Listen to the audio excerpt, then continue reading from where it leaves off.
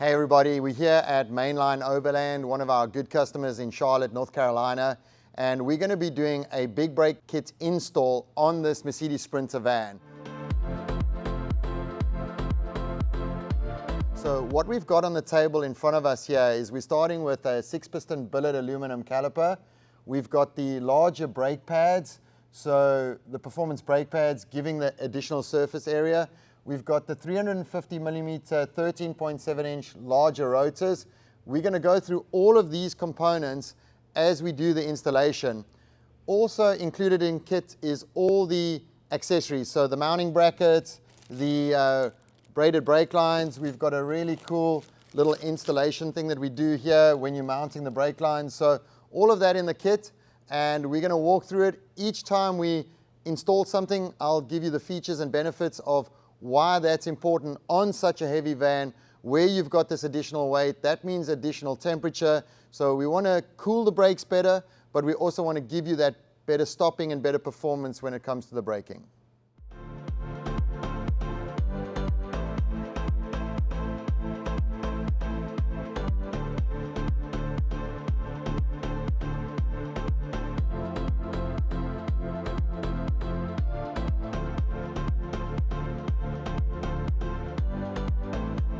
So we've removed the original or old rotor off the hub face, and something that's really important when you're doing a brake rotor installation is you've got to clean the surface area of the hub spotlessly clean. This is a really important step. We don't want any burr or rust scale there which is going to cause run out on the new rotor.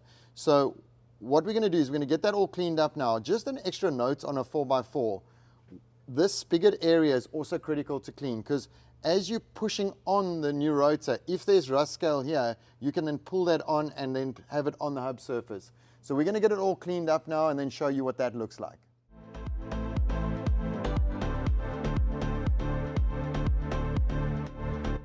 So we've now cleaned this hub spotlessly. As you can see, we've done a great job in cleaning it, including the spigot area here.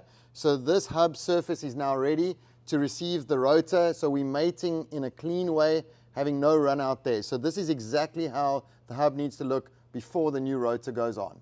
So now we've got the old rotor off and we've got the new rotor here. So I want to just walk you through some of the differences.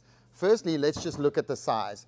The original rotor is a 12-inch rotor, so 300 millimeter, or just under 12 inches, 300 millimeter. The new rotor is a 350 millimeter by 34, 13.7 inch in diameter. So if you look at that, it's very visual to see the difference.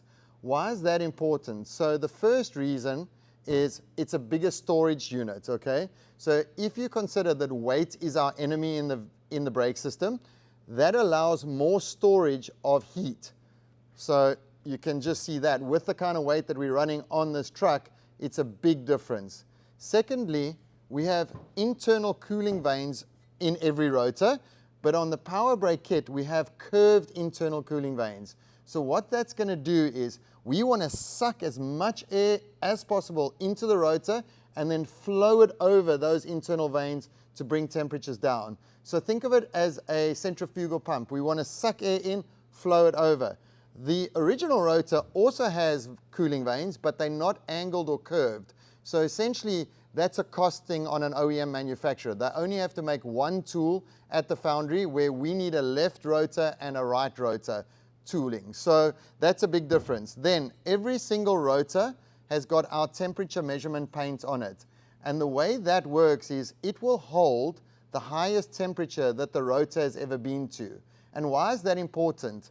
Because heat is our enemy in the brake system, we always want to know what's going on in that brake system. So at a certain temperature, the paint will change color, and then we know that's where the rotor has been to. So if we ever need to make an informed decision around brake pad compounds, around what has happened in the brake system, we have good information. And also on the calipers, when we get to that, I'll show you how we temperature measure on the calipers too. So as you can see, it's a much bigger rotor. It's got much more technology in it. So let's get that installed on the truck and then we can have a look from there. So we have removed the old caliper. So what I want to do is walk you through the differences between the original Mercedes caliper and then our billet aluminum 6-piston Powerbrake caliper. So let's do a step-by-step comparison.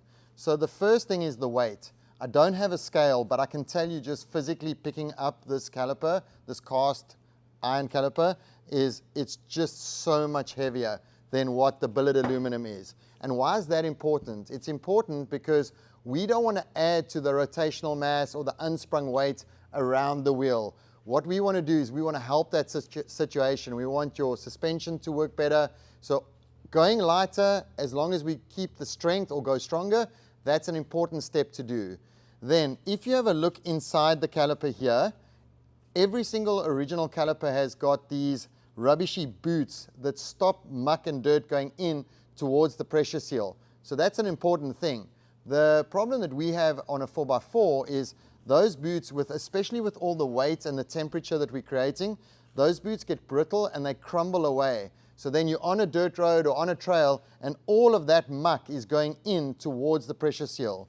So what we do at Powerbrake is we do an internal wiper seal. So just below the surface of the aluminum, there is a wiper seal that sits there. So what happens is that never crumbles or gets brittle, and it means that we constantly are protecting that pressure seal. It doesn't matter what happens on the dirt road or on the trail, we're making sure that that pressure seal is protected. So if you look then at staying on the inside of the caliper, we've got aluminum pistons instead of stainless steel. And why is that important? The reason is aluminum transfers heat a lot faster than what stainless steel does. So what we want to do, there's brake fluid sitting here in the caliper. We want to protect that from the heat. So stainless steel pistons will transfer that heat a lot slower than the aluminum will. So that's another important step. Then if you look at the Powerbrake caliper, every single bleed screw, we have 2 versus the 1, because obviously they only have the 2 pistons, is recessed away. So if a stone or anything comes through the wheel, it's not going to rip the bleeder screw off. So if you're driving with your mate in front of you and he's throwing stones down the dirt road, that's going to be protected, so we're not having that ripped off there. Then very uniquely, especially on the Sprinters, we bolt from the back of the caliper. So the reason we do that is to give you as much wheel clearance as possible to fit under those 17-inch wheels. And you'll see we actually machine the billet aluminum away here to give you that additional space. Every single Powerbrake caliper has got temperature measurement tabs on each caliper. The reason we do that, it allows us to know what's the highest temperature that this caliper's ever run to. This allows us to always have information on what's going on inside your brake system. Then every single caliper is anodized. We do 2 different versions of anodized. We do a red anodized and then a hard anodized gray. The reason we don't paint the calipers is because over time they start to look really messy with the temperature and with the heat. So you'll often see a red caliper going to like an orangey color, really doesn't look good. Our red, we've done so much testing with UV, with temperature, over years, it remains looking good. We also don't paint the logo, we etch it so that it remains looking good. So 2 options, the red anodized or hard anodized is the toughest or the strongest surface treatment that you can do to aluminum. So let's get this caliper installed so you can have a look at what it looks like on the truck.